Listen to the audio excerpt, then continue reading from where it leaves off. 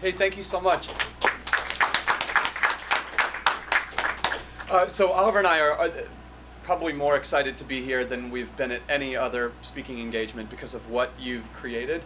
And I just want to give you the story behind the nonprofit whose API you've used to create something that is, in our eyes, just sublime. So I'm going to tell you how our site began, and then I'm just going to tell you about our vision for the next 5 years. I'm going to take like 15 minutes so that we can do Q&A for the bulk of our conversation. So as Charlie mentioned, I was a history teacher in the Bronx for 5 years, and during my first year of teaching, I found my colleagues and I having the same conversation over and over again in the teacher's lunchroom. We would talk about books that we wanted our students to read. We would talk about art supplies that we needed for an art project, a microscope we wanted for a science experiment, a field trip that we wanted to take our students on. And we'd spend a lot of our own money on copy paper and pencils, but the ideas we had for projects that would really bring the subject matter to life never went beyond the teacher's lunchroom, because there just wasn't a place where we could go to get funding for these micro solutions that we were coming up with. And while my colleagues and I were talking about all of our own money that we were spending on basic supplies, all these ideas we had that never went beyond the teacher's lunchroom, I figured that there were lots of people out there who wanted to engage with public school classrooms, people who wanted to help teachers and students, but were getting more and more skeptical about writing a $100 check to a big institution and feeling like their gift was going off into a black hole. And I figured if we could connect teachers like us with concerned citizens, then we'd be able to get our students those books and take them on that field trip and be able to do that art project. So this is now back in 2000, created this rudimentary website called donorschoose.org, where public school teachers can post classroom project requests and donors can pick a project they want to support.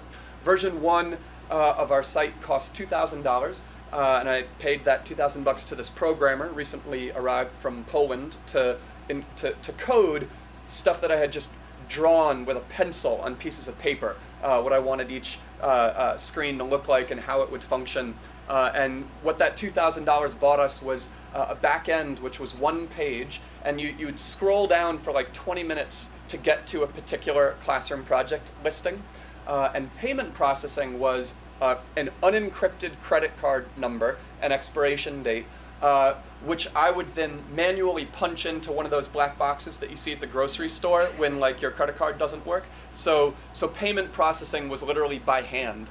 That was the website, and it was created, but nobody was using it. So I brought my mom's dessert. She makes these roasted pears, and I put those roasted pears, 11 of them, in the teacher's lunchroom, and I said, all right, whoever eats this dessert has to go to this newly created website and ask for whatever it is you most want for your students. Propose the project you've always wanted to do with them.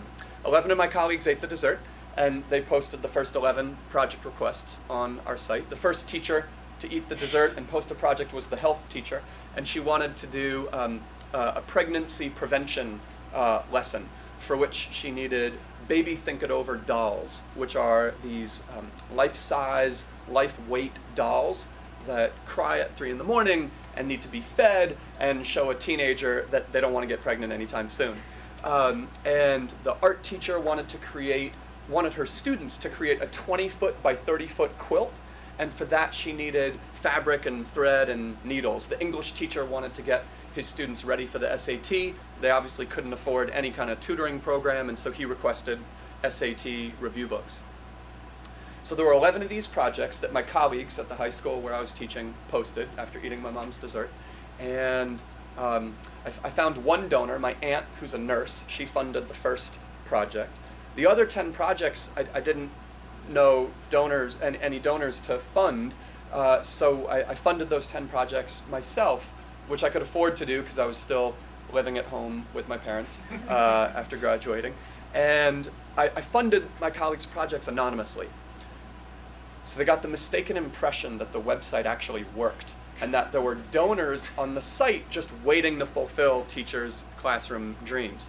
That false rumor spread across the Bronx, and hundreds of teachers started posting projects on our site, thinking that there were donors out there, and believing that there was finally a place where they could express their classroom dreams, the ideas they had for how to get their students excited about learning.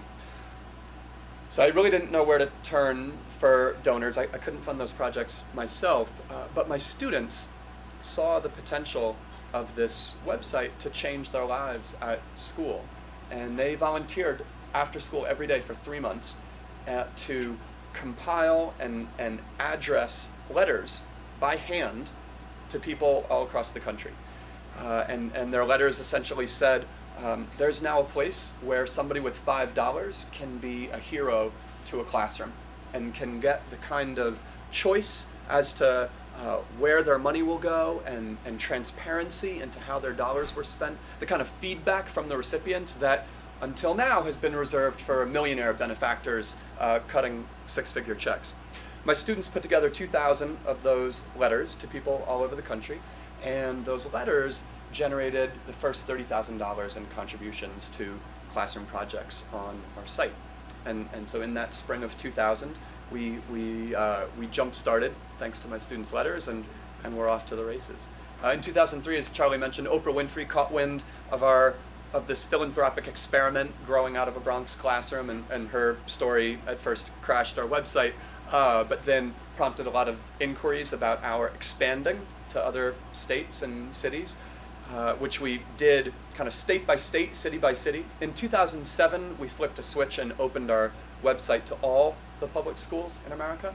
And we did so with funding from some of Charlie's peers, Reed Hastings, the founder of Netflix, Vinod Khosla, Piero Midyar, the founder of eBay, David Filo, the co-founder of Yahoo. They formed kind of a group, and they made a charitable donation to our organization, but it was in the same manner as a venture capitalist would put money behind a startup company. They said, here's a one-time infusion of capital. We want you to use this to grow, to open to all the public schools in America, and we want you to get to break even before our money runs out. For us, break even is the fact that every classroom project donor is encouraged, but not required, to allocate 15% of their donation toward our outreach and overhead costs.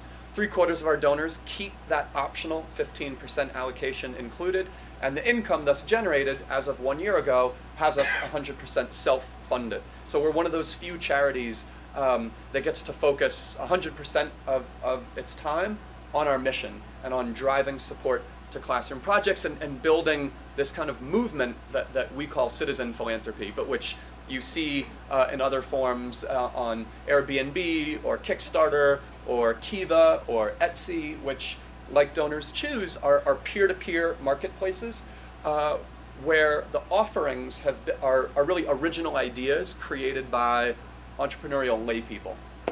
So I'll fast forward to today. Half of all the public schools in America have at least one teacher who's posted a project request on our site. There are more than 5 million kids, overwhelmingly from low-income families, who've got books, art supplies, field trips, microscopes through our site. It's 200,000 teachers who've posted 300,000 projects. More than $100 million has been donated. So that's where we are today. And I want to give you just a quick picture of where we'd like to go over the next few years.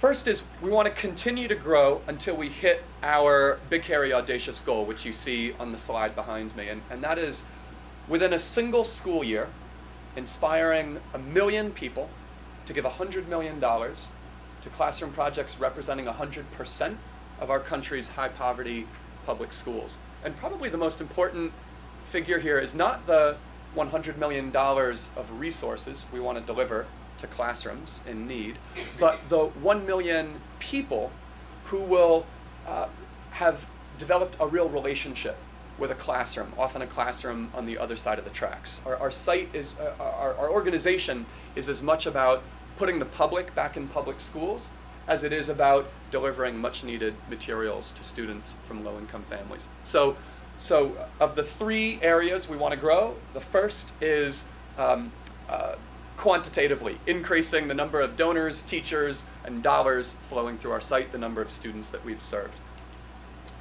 There's another way that we want to expand the impact of our organization, and that is by giving people ways to engage with public schools beyond just giving money. What you see here is one of several experiments that we're running to enable our donors to take their engagement a step further by joining a meetup with teachers and donors in their neighborhood and talking over coffee about the trials and triumphs of being a public school teacher and what's going on in public schools in their community. We've run experiments inviting donors to lend their names to education reform manifestos.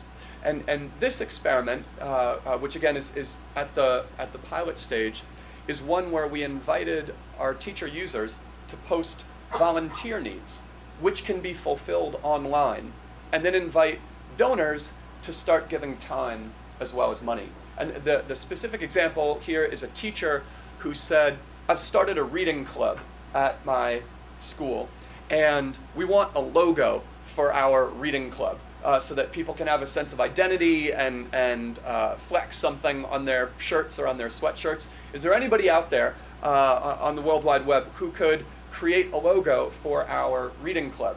And you can see within a couple days, a graphic designer created a logo for this teacher, and they had a whole back and forth, and the teacher's thrilled, and now this reading club has a logo.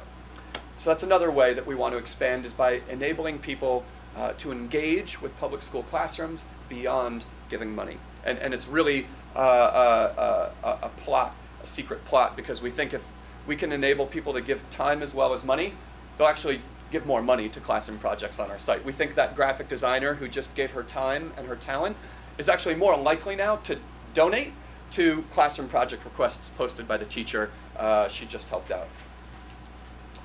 The final way that we want to expand our impact is by opening up our data and even better promoting our API. About half a year ago now, we properly opened up our data. We denormalized it such that someone who's not a programmer could mine our data and make discoveries that might change the education system. Hopefully during Q&A we'll talk about what developers have done using our API and what apps they've built. I'm going to instead focus on what data crunchers can do with our open data. So we are hopeful that people will use our data to say, aha, Louisiana high school teachers are posting 30% more requests for math technology than they were 1 year ago. Maybe that should inform the next Louisiana state school budget. Or that someone will say, will realize that there are a lot of middle school math teachers requesting cooking equipment on our site. And that's because these teachers have concluded that when students do a recipe and they add up ingredients as fractions and get to an outcome, and if they double those ingredients, they get double the outcome, and when they eat the outcome, they now have a sensory experience associated with basic algebra, that kids can get hooked on math. So there are all these middle school math teachers requesting cooking equipment on our site, and isn't that a trick of the trade which schools of education that are training teachers should know about? To boil this down to a simple concept, our site at first blush looks like it's just about immediate relief, delivering resources where the government is falling short.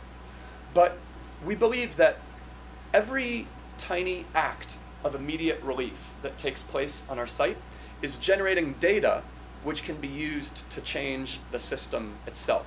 And by promoting that open data and inviting data crunchers and statisticians from all across the world to make discoveries that could change school budgets and change what schools of education are teaching and give people a window into classroom needs in real time, we can have an impact far greater than the dollars donated through our site.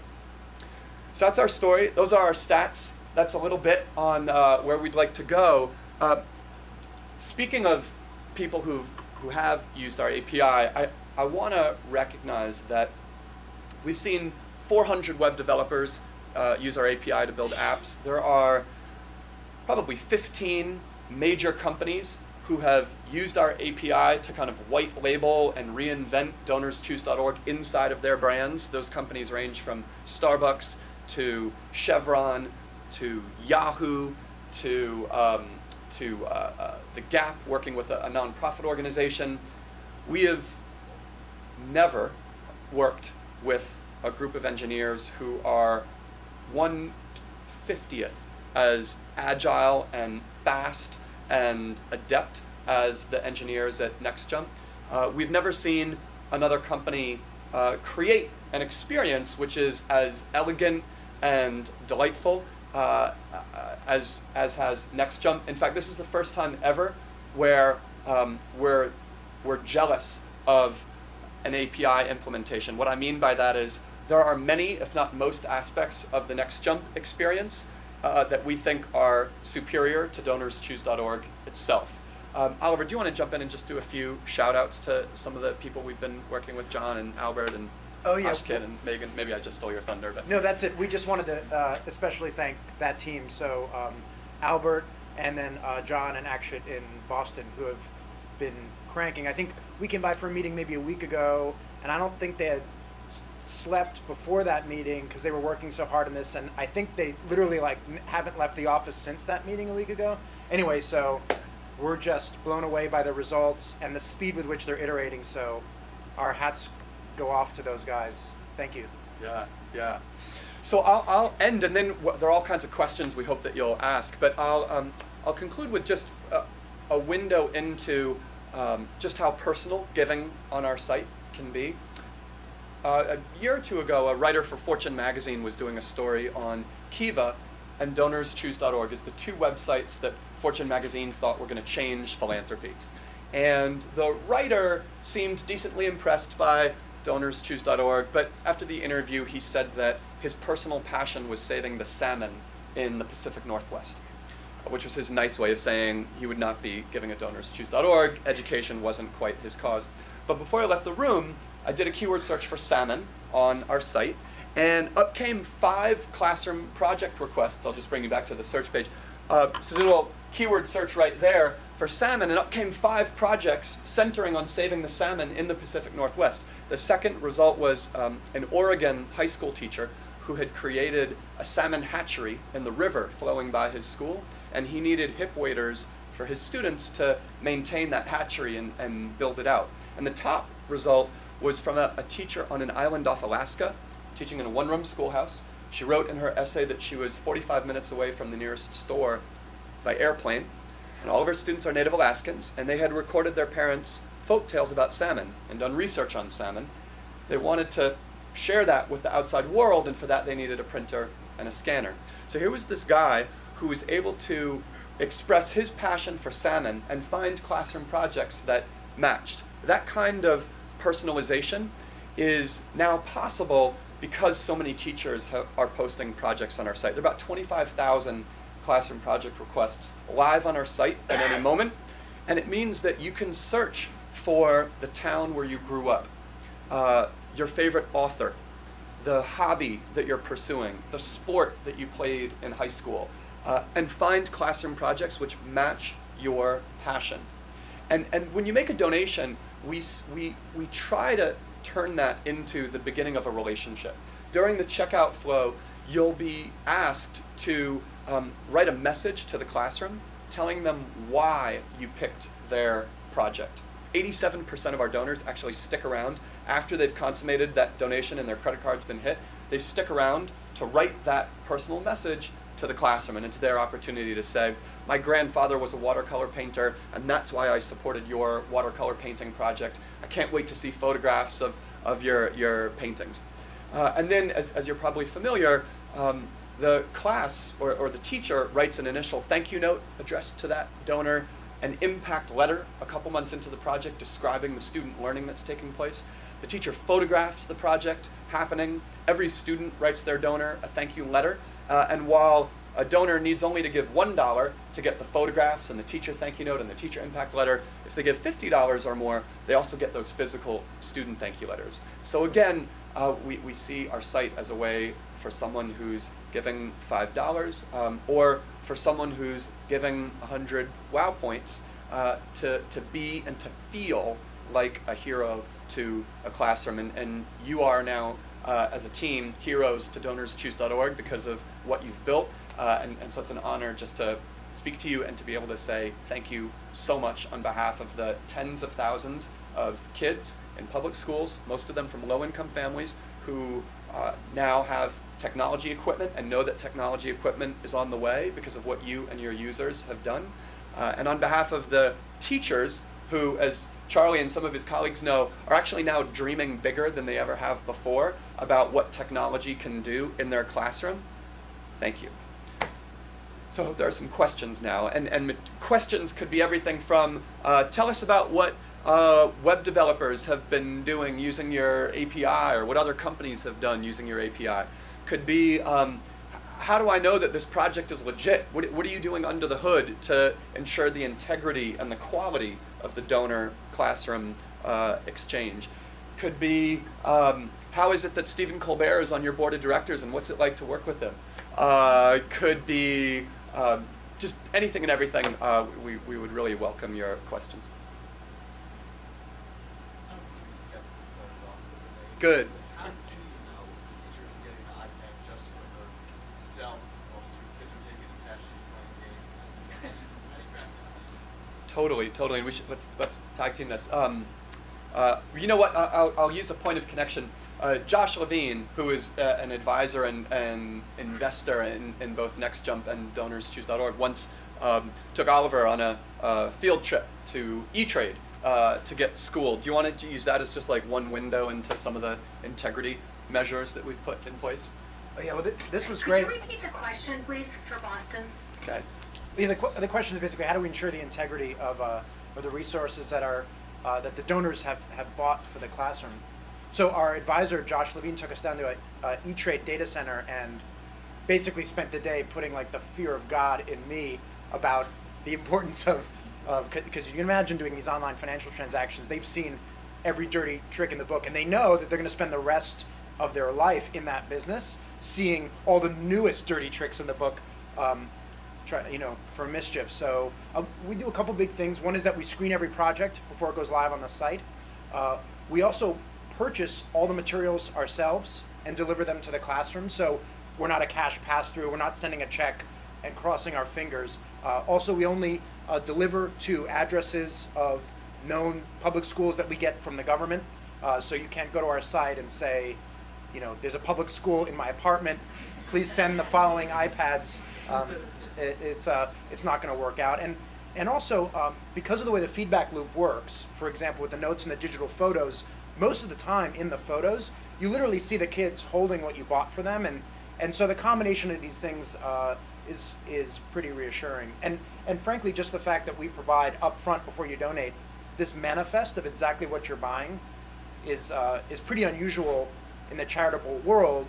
Usually, it's sort of like, well, if you believe in our brand and our org, trust us with the $50. But since we're saying, look, these are the exact prices that you can look at, I think all those things together give people the assurance that we're delivering, and we're also behind the scenes making sure. And even one or two tricks that were really Oliver's ideas. One is that when that classroom project for the iPad is funded, our system immediately sends a fax to the school principal saying, congratulations, your teacher, Mrs. Smith, just got funding for an iPad. Please give her a high five. Subtext is, make sure that the iPad is being used by the students and tell us if Mrs. Smith was just arrested 2 weeks ago, which has never happened in part because people see all these controls and don't even attempt to game the system. The very same message that we immediately send to the school principal saying, hey, please congratulate Mrs. Smith who just got an iPad in your school building, is also sent to 2 or 3 randomly selected teacher users of DonorsChoose.org at the same school, which says, hey, congrats, your colleague, Mrs. Smith, just got funding for this iPad, be sure to congratulate her. So if you were a teacher looking to run away with that iPad, you'd have to have your school principal in on the game, you'd have to get your students to handwrite thank you letters about an iPad that, that they weren't ever able to touch. You'd have to photograph them using the iPad, and you'd have to have every other teacher at your school who uses DonorsChoose.org in on the game with you, because you don't know which two of them are going to be randomly sent this notification about what's on its way. So we think that poses some hurdles. How does like Facebook and Twitter change your business? I mean, you measure it or look at it. How do you plan on leveraging it further? Do you want to repeat the question? Yeah, sure. So the question is, how are we using Facebook and Twitter? The answer is that with some success and also some not success, like you guys, we do a lot of experiments, and we're comfortable with them not all working, right? And so long as we fail fast and a reasonable fraction do succeed. So the social media frontier is a place where we're experimenting, and some things work and some things don't, and we're okay with that. Sort of work backwards. I would say Twitter is an area where we're tweeting. We're doing some cool things where we encourage, of course, donors to tweet about projects they're supporting. We're encouraging teachers to tweet. We actually will, if you fund a project, with your permission, we'll tweet about what you just did. So we're trying everything. I'll be candid with you guys, because we're all family now.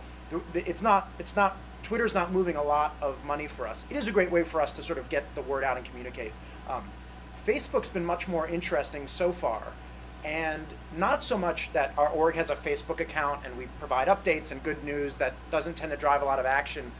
What's been really big for us is when we use their API and can actually post on behalf of a donor or post on behalf of a teacher, of course with their permission, that's proven really effective. So some examples: if you donate on the site, after you give, we'll prompt you. It's not like a little link like you see on a news article.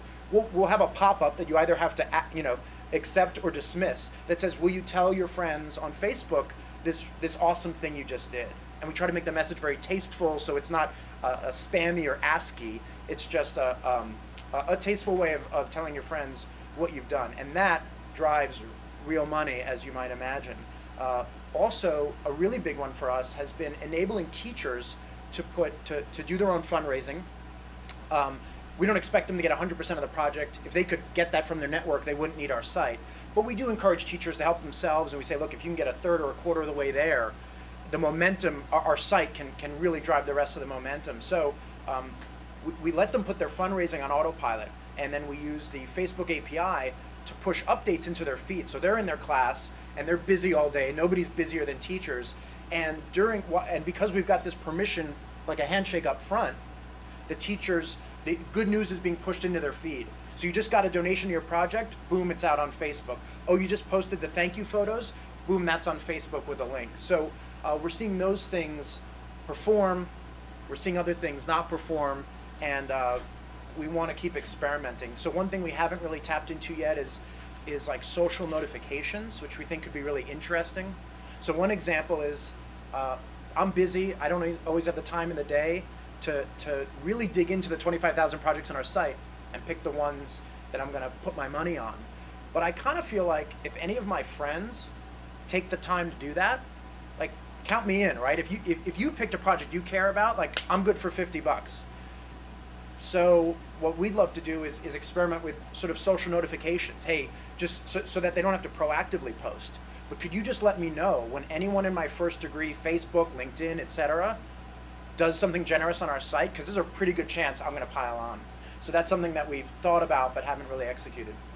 And to give one stat, so just last school year, inside of one fiscal year, we saw $1.9 million of donations to classroom projects by way of Facebook status updates. So people just clicking through a teacher's update about their project or a donor's update about the project they just supported. $1.9 million in donations, which is a very real proportion of total consumer giving on our site. It was approaching 15% of all consumer donations were thanks to Facebook status updates. When you involve that social aspect, do you find that most of the movement comes from local people saying, oh, I know that's going to help them, or is it people from further away that feel moved by the stories? I'll take one quick crack at it. So only when we last ran this analysis, which is about a year ago, only about a third of all donors apply, or of website prospective donors, apply any geographic filter to their search, which is to say 2/3 are not restricting the projects they're looking at to projects in New York or California or wherever. And that's often because they do care more about finding a Shakespeare project than finding a project in their neighborhood. Or it's because they don't have a geographic or a topical explicit filter, and this is something that we really struggle with, is a huge number of people have like latent subconscious preferences that they've never been asked to think about before, because no charitable website has ever said, tell us about your passion and we'll show you projects that match. So a lot of donors leave those preferences in their subconscious. To our great chagrin, they do not express those in the filters that we've created, and they go through page after page after page of projects, almost just like looking for one that makes their eye twinkle, at least that's in their mind. Now, at the same time that only 1/3 of donors apply a geographic filter to their search, geography is the most popular filter to apply. So the subject area filter or the resource type filter would be more like, you know, a quarter or a fifth coming after those who apply a geographic filter. I don't know if you want to add. No, I would just add that we see more. I don't know if we're ever going to change that fraction, and that may be fine. But we know there's more we can do to make discovery, to make browsing projects in a specific area a more engaging experience. So very simple example, right now you can't browse projects on a map on our site, even though we know that 1/3 of donors are giving, not necessarily locally, but with a geographic target. So that's on our to-do list. We actually did a mashup of DonorsChoose.org projects using the API and Bing Maps, what they called a map app with some former colleagues of mine, and it was super awesome. And everybody looked at it and they're just like, yes, there's a lot of time when I want to browse projects in this way with the points on the map, and I zoom in and I zoom out. And unfortunately, that was Silverlight based, so we couldn't push it from our site because half the world doesn't have Silverlight. But anyway, we know that, for example, adding map functionality would make that easier and more engaging. We just haven't gotten to it yet. Yeah. And to talk a little bit out of turn, this is just an idea that we're just trying to pitch to you guys. This is not anything that's been green lighted. But in our dream world, a OO.com or a NextJump user, when buying a digital camera, is notified by our API that there's a nearby high poverty classroom seeking that very digital camera. And would you, while you're buying a digital camera for yourself, would you like to add $10 so that a nearby high poverty classroom can also benefit from a digital camera? And it's just the point is really just that it would be using the preferences that you know a user has to target projects to them without asking them to do the labor of like thinking about the filters they're going to apply. Have you reached out to like technology company or package goods company to either donate products to you or at least give you a better price on the things you have to purchase?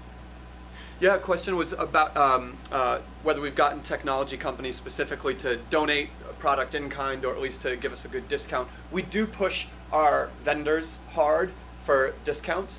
The first thing we push our vendors to do is to interact with us electronically.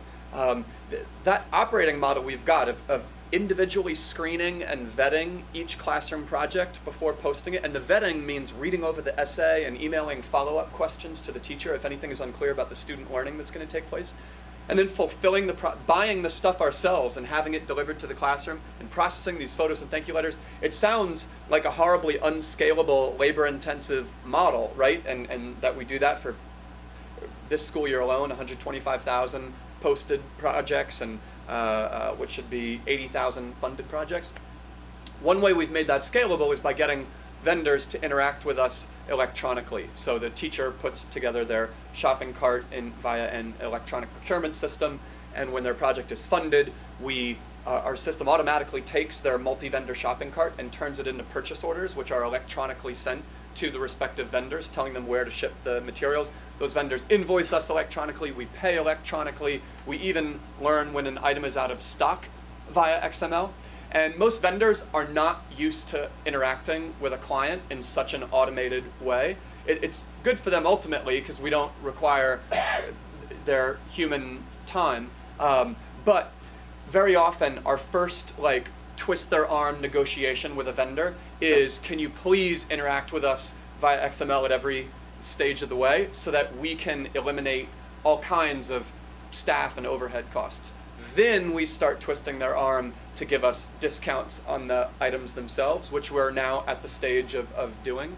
And we do occasionally see companies like HP effectively do in-kind donations through our site by doing match offers for any project that includes HP equipment.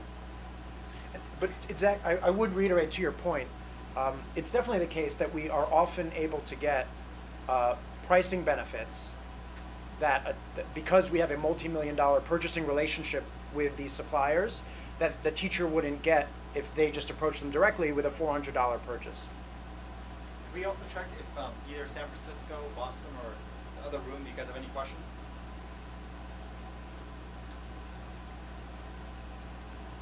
No pressure.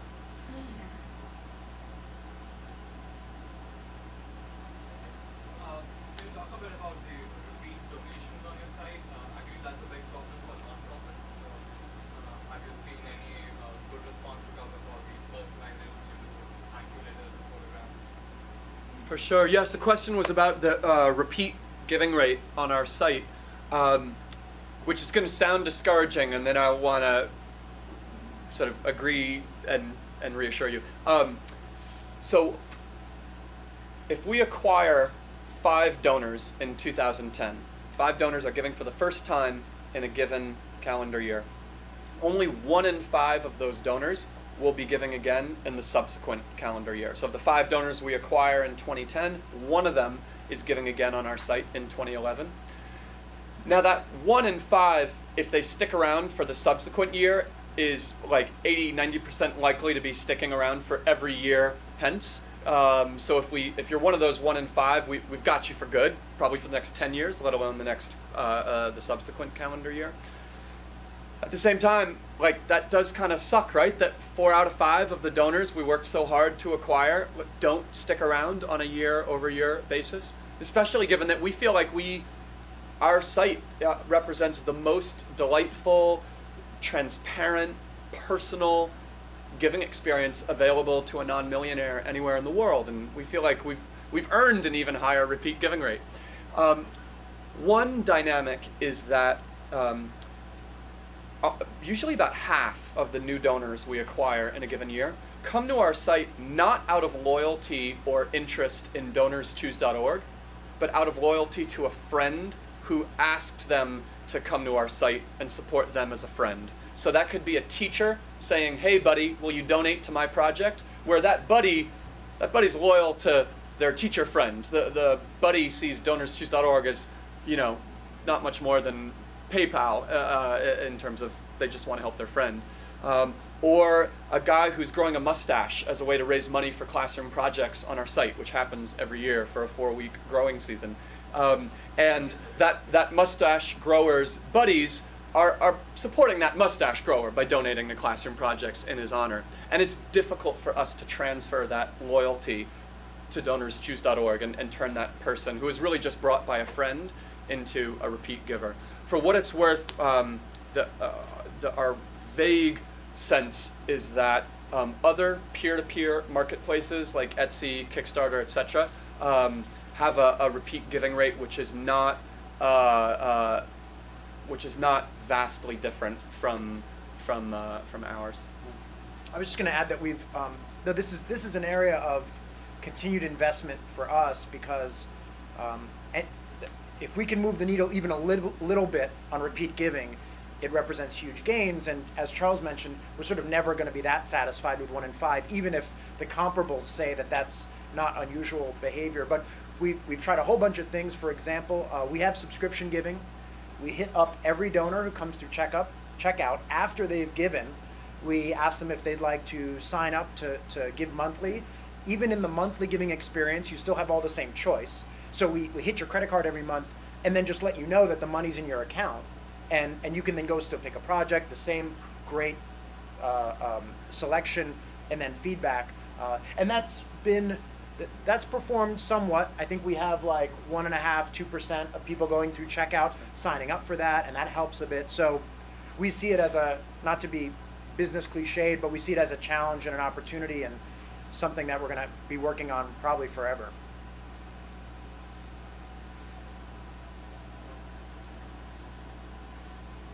Do you have so what sort of criteria do you use while screening projects? Like, oh no, this is too trivial. Oh no, this is more important. What is the criteria that? Yeah. Excited to answer that. The question is about the criteria we use for screening a project. 3 criteria. 1, a project can't discriminate. 2, a project can't proselytize a particular religious denomination. And 3, the resources requested need to be central to a student learning experience. And the teacher needs to have explained the student learning that they feel is going to take place. That means we're not casting pedagogical judgment or political judgment about what's a worthy project. It does mean that if a teacher posts a request for a new computer saying, my current computer sucks, this is the 21st century, my classroom ought to have a new computer, can we please have one? That would not see the light of day. We would send that project back to the teacher, asking the teacher to talk about the first skill that students will acquire if the computer is provided, the first activity that they'll be able to do, the first project they'll be able to undertake. So that's what we mean when we refer to reading over the essay and emailing follow-up questions to the teacher. 3 years ago and prior, we used to pay college students to do this labor of reading over each project, sending follow-up questions, making sure that the materials in the shopping cart match the essay itself. And it was tough. They wouldn't all rise to the occasion when we had a spike in projects. They didn't want to stand down when we had a drop in projects. They'd roll off a month after we trained them. It was really tough. And then we realized that our best teacher users were ready and willing to volunteer their time to vet other teachers' project requests. So now, if you're a teacher and you've had 20 projects funded on our site, so you're clearly a great writer, passionate about your students, and you've been 100% punctual with the photographs and thank you letters and with every piece of correspondence we've ever sent you. You've shown yourself to be an elite, power, awesome user of DonorsChoose.org. You have then earned yourself the privilege of donating your time to read over other teachers' project requests. We think of this as academic peer review meets Wikipedia. And so this school year, we'll have to individually vet 125,000 project submissions. There's 1 paid staff member who will see to all of that, because it's really just 1 paid staff member working with a few hundred power teacher users volunteering to screen other teachers' project requests. And what was especially exciting for us was that when we were paying people to vet project requests, we averaged 10 days between a teacher submitting a project and that project being vetted and posted. Now that we have friend-sourced that labor to our best teacher users, we're averaging 1.6 calendar days. So 1.5 days inclusive of the weekend between a teacher submitting a project and it being posted.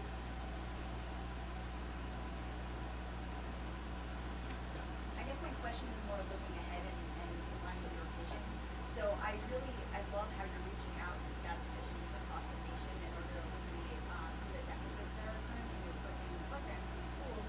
So I was wondering, do you foresee that would turn into, instead of giving projects, but also giving toward maybe programs, like the school lunch program, to make the programs itself better versus just the projects? What is your vision? Our dream with the data is not so much that it's going to inspire someone to donate to more of those projects on our site. Our dream with the data is that we're going to be able to point to a federal budget item which changed by $1 billion in response to a finding that used our data, or that we'll be able to point to a school of education which is training teachers a little bit differently because of insights they've gleaned from our data. So it's absolutely about making the school lunch program better, as opposed to a way to get more funding for nutrition projects that health teachers post on our site, of which there are a lot.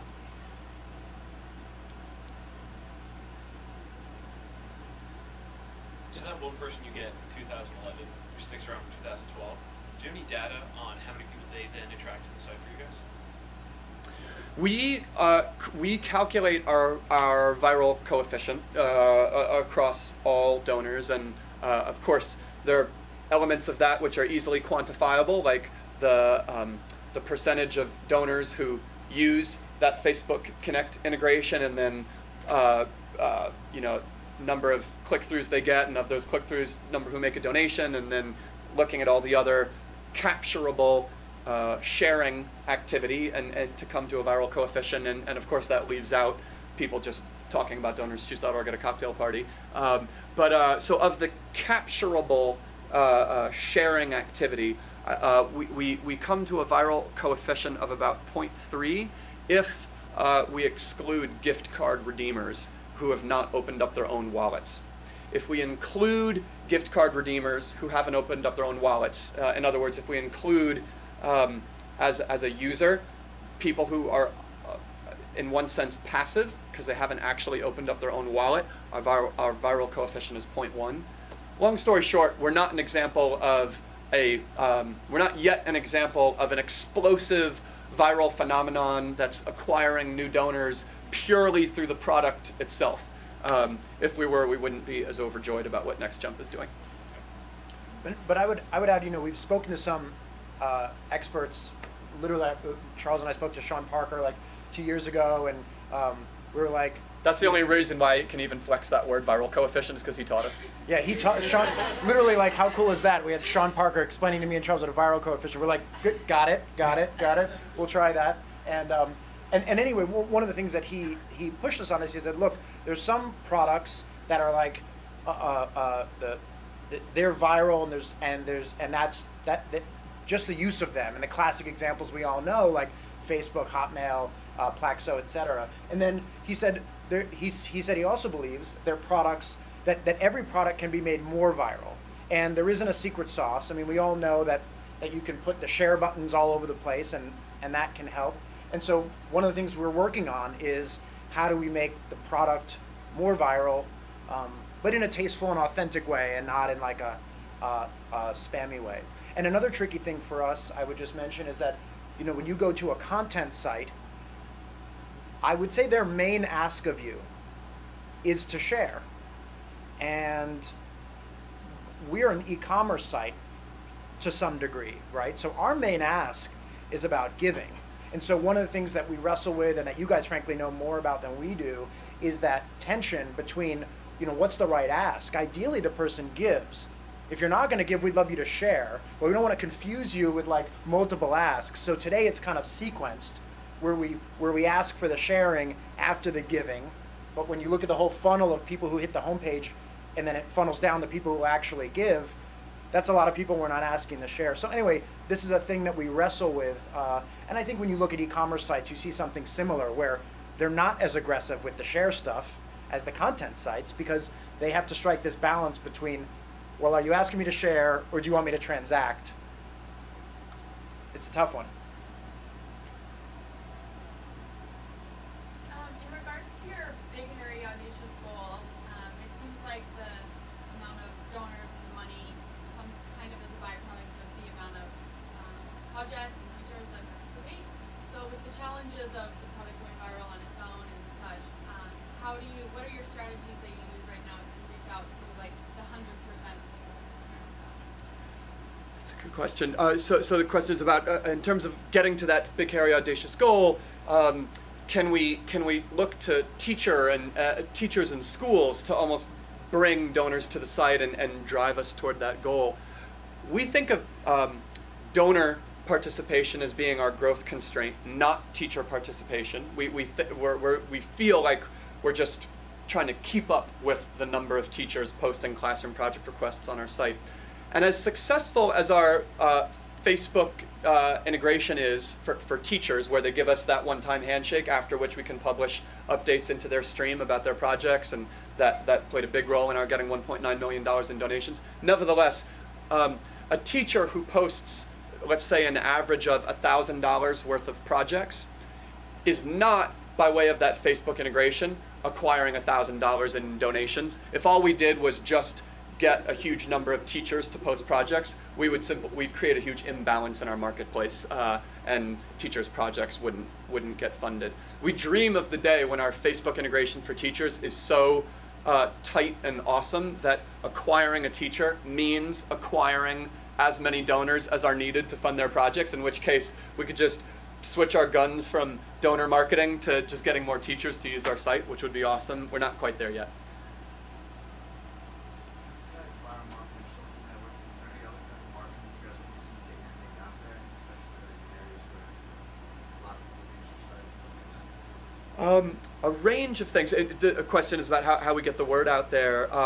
Stephen Colbert, our board members, talked about us on probably 15 different shows, and we've been fortunate with coverage. Oprah, in addition to doing a story on us back in the day, her very last Favorite Things show, she announced DonorsChoose.org as her ultimate favorite charity thing.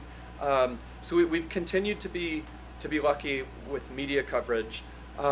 It's actually, I think I would point to corporate partnerships as for which NextJump is now the shining example, as driving as much, if not more, activity on our site than our standalone consumer marketing tactics. So to give you just one example, a couple years ago, Sonic Drive-In Burger used our API, and everybody who bought a limeade at a Sonic Drive-In was able to cast a vote on a classroom project that they wanted to see Sonic fund. Some of the mechanics here may sound a little familiar. And during the 4-week course of the voting campaign, it was a 250,000 unique people cast 2 million votes. And long story short, the number of people who had the DonorsChoose.org experience on Sonic's website exceeded the number of people who went to DonorsChoose.org, all told, during that 4-week period, which is one data point to suggest the power of the cause marketing and corporate partnerships that we forge. Corporate partnerships and sort of institutional partnerships are actually behind 60% of the dollars contributed to classroom projects on our site. Those dollars usually express themselves as citizen philanthropy, as people, tens of thousands of people voting on projects, or tens of thousands of people getting to spend DonorsChoose.org gift cards on projects that they like. But at the bank account level, 60% from corporate partnerships. Now I'll just highlight also the gift card partnerships that we've done with companies have been really successful for us. So we've done it from everyone from Facebook and Google giving holiday gifts to their top advertising clients, to Crate and Barrel giving sort of loyalty rewards. And Charles touched on this, but what they basically do is they open up their customer roles and they send them a gift card that they totally brand and design, and it's redeemable on our site to fund a project. And this has been a really powerful way for us to acquire new donors, because they're effectively, they're not only putting new green dollars into our system, but they're introducing their customers to what we do. So that and the API have been really successful for us in the corporate partnership and donor acquisition space. So press obviously is quite important to you, and it's important that you manage your press releases well, because I'm thinking with every success, you're inspiring both the teacher community but also you want to inspire the donor community. And you spoke of the imbalance, and if there is a growing imbalance where people read about successes and teachers get inspired and your projects go up, but the donors don't get inspired at the same rate, then that would lead to bad press from teachers, which would then affect your donor population, and that would begin to come down. So how do you manage press, and how do you manage this problem? I'll give one stat, and then Oliver, maybe you could speak to an app, a certain app created in our hacking education contest. We've managed to hang on to a roughly 60% to 63% project funding rate on donorschoose.org. And it's our board members, which include incredible people like Fred Wilson and of Union Square Ventures, Jeff Weiner, the CEO of LinkedIn, some of the greatest minds in technology, and predicted that as more teachers use our site, we're going to see that success rate go down. Thus far, we haven't. It was 60, 63% 10 years ago when there were like 100 teachers using our site. So we managed to hang on to that success rate. And as a point of comparison, that 60, 63% project success rate is about midway between the likelihood that something you put up for sale on eBay will actually be sold and the completion rate of microloans on Kiva. So the eBay success rate, they don't release this, but the winks we've gotten are that it's less than 50%, and the microloan completion rate on Kiva is in the upper 90s, and we're kind of in the middle in terms of the project completion rate. But speaking of press, one example. Yeah. I was going to say that we've I think we've been fortunate.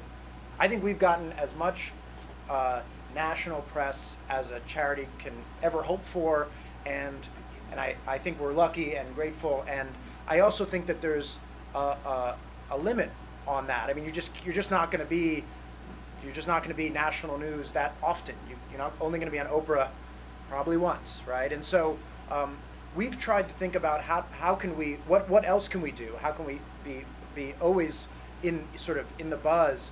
And one of the submissions, it actually, I believe, won a category in our developer contest that Charles was talking about this summer. Just staggered us. It was a 2-person dev team, and they built what they called an automatic press release system that used our data and our API to notice good news, in other words, a project funded in this community, and then send that good news in like a beautifully, perfectly formatted email to local reporters. So, for example, I don't think it's that interesting to send CNN National News Desk, that there's this small town in New Jersey that just got a project funded. But for the newspaper in that small town, it is kind of a big deal, right? People actually know that school and they have family there, and so they literally this email that they generated automatically was just so impressive. So it literally talks about it. It shows. It links to the project. It has excerpts from the essay from the teacher, so you have the teacher's voice. It has excerpts from the donors saying why they gave. It's like the article's already written. You already have the quotes from the sources. And the thing they layered on, which was amazing, because you might say, well, that's great, but like, who are they sending this to? They built like a crowdsourcing harness to gather the names of local reporters, and then they had a bunch of their friends each sign up to go, okay, I'm going to go find 10 local papers and put in the names of 10 local reporters who cover these sorts of things. And so not only did they hand us this system, but it actually came populated with journalists' emails so that it could send out these things. So anyway, this is an example of something that's really promising, where we could sort of always stay relevant, but at a local level. And in fact, this idea we tried to pursue on our own by engaging a PR agency, and it all kind of just melted down because of the scale. But when these 2 innovative developers threw software at it and crowdsourcing, they built it in like 2 weeks. So anyway, that is both an answer to your question and how excited we get about what developers can do with the API. That's good. Well, we had an hour booked. We actually have to get these guys back to work. Absolutely. And I sense that they would stay here forever if they could. So please thank both Oliver and Charles for